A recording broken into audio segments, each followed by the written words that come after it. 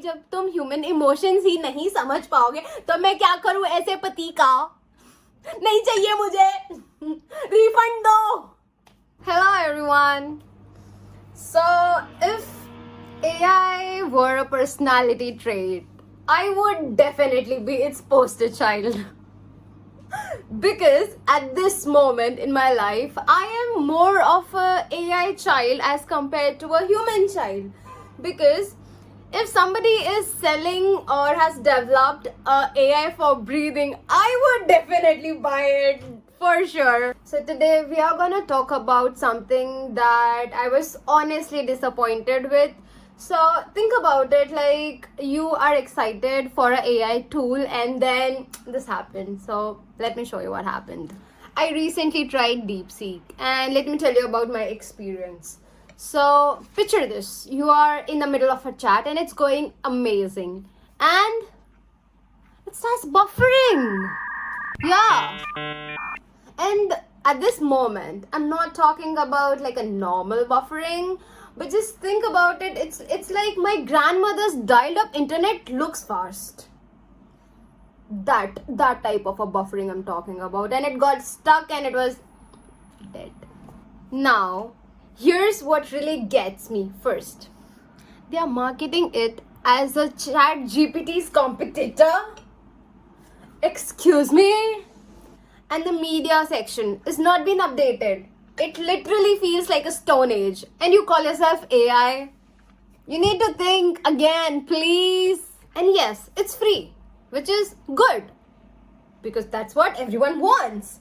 But it is not having that media thing. I'll tell you something. I have also been using Clouday, which is love. And Clouday has this option for the media. So let's call Clouday a better person here in this situation. Because Clouday, my friend, is doing better. It's like those scientists who would hypothetically launch a robot husband. But what does they do? They'll do everything. But what do they lack in? Understand human emotions. भाई जब तुम human emotions ही नहीं समझ पाओगे तो मैं क्या करूं ऐसे पति का। नहीं चाहिए मुझे, रिफंड दो। At this point, I would trust my washing machine more because at least it'll finish its cycle. But here's the serious part. So, as a person who uses AI daily, I can tell you this, that it is not about a app that's not working well or that app that gets stuck. It's more than that. It's the gap between AI marketing and the marketing they have been doing versus the reality. It's like very, very opposite to each other, like two different poles. While everyone's talking about AI revolutionizing everything, but we need to be honest about what is working out and what isn't. So could DeepSeek shake up the market? Definitely it did. The stock market was like on boom. But there are like three things which I noticed and something which I come up to. Maybe, but first it needs to actually work consistently, update its feature regularly, and understand that speed isn't just about processing, it's about reliability, which I totally look up to, because whenever I work or I do something, if you or the tool or anything it doesn't works well, next time I'm not gonna do that, not gonna use that, because I don't have that much of time.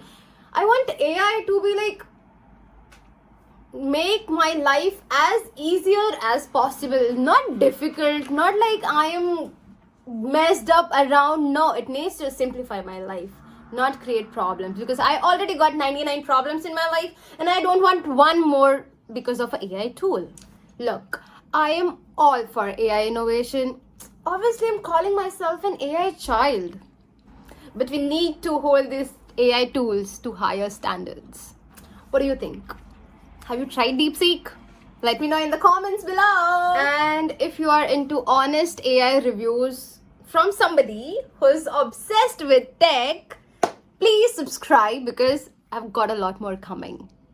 Don't forget to like and subscribe for more tech reviews and AI adventures. Which are and trust me, my washing machine and me, we have a lot more to tell. Bye.